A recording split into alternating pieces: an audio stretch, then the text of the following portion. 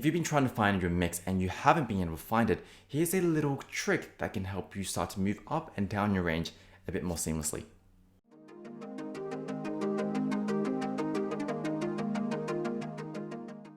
So hey everyone, thank you for joining me here today on Singing Simply. My name's Ivan and I'm a voice teacher that's on a mission to help make singing simpler for you. So for a lot of us on the journey of learning to sing, one of our biggest struggles is often range, whether it be shouting as you go up higher or flipping as you go up higher. All of us will kind of deal with certain problems, me included. And so this, as a result, often stops us from singing the songs that we love to do. And then what we do is we jump onto YouTube and we search, how do we sing up higher? And you start to find that a lot of people will point you towards finding or building this kind of elusive mixed voice. And this can be quite tricky, right? Because a lot of times it's described as this feeling of a mixture of chest and head. These two kind of sensations, right? And often this can be quite tricky to find, especially when we're learning on our own, because we don't really know what is mixed, is this mixed, is this mixed, that kind of feeling, right? And so for today, what I'd like to do is I'd like to change the angle a bit.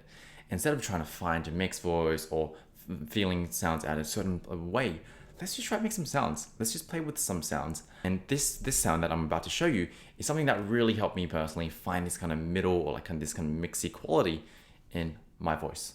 And it's called the kick drum. So what I'd like for you to imagine first of all is, imagine if you're at a concert and you're right next to that kind of big subwoofer, you're just kind of chilling there and you hear this kind of sound. I don't know if you can hear that. Let me try it again. So that kind of bass, or what you might hear at a concert, that kind of low kind of frequency. So give that a go.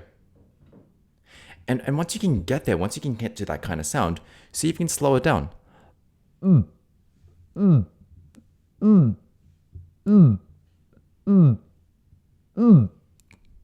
Once I slow it down, I start to find that there's this feeling of grounding or anchoring, and almost as if I'm keeping almost like I'm compressing into my sound a tiny bit. And so if I take it up a scale, for example,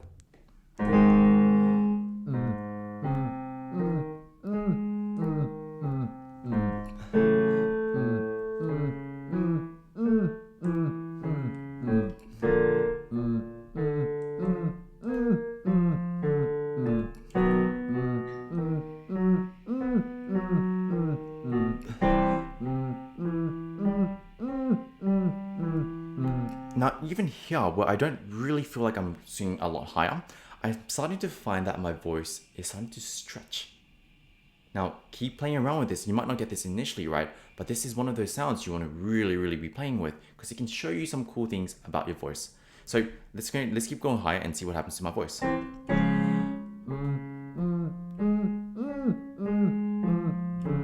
Do you hear that on the top note? Let me bring it a bit closer.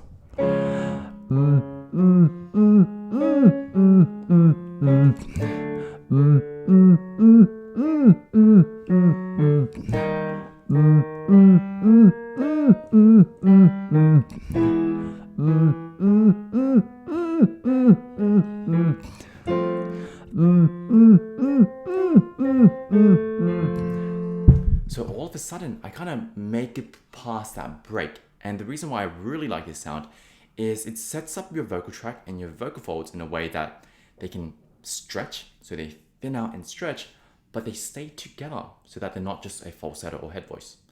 And so you don't actually have to do these kind of scales. And I think the scale is just a way for us to get to these sounds or to train these sounds. You can just go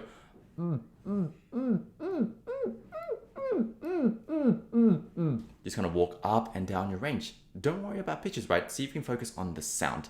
And that's the focus for today. And to be honest, once you can find that sound right, you really want to be testing, can I open it? For example,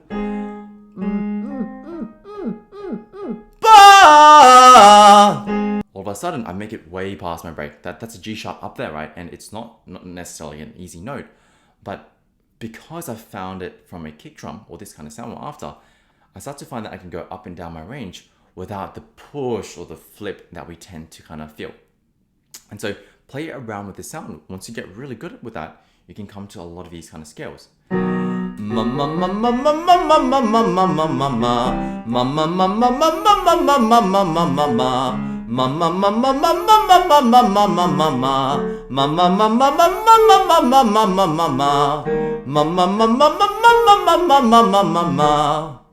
For me to get to those sounds, there is that underlying coordination of the chords stretching but staying together, similar to what the kick drum is doing.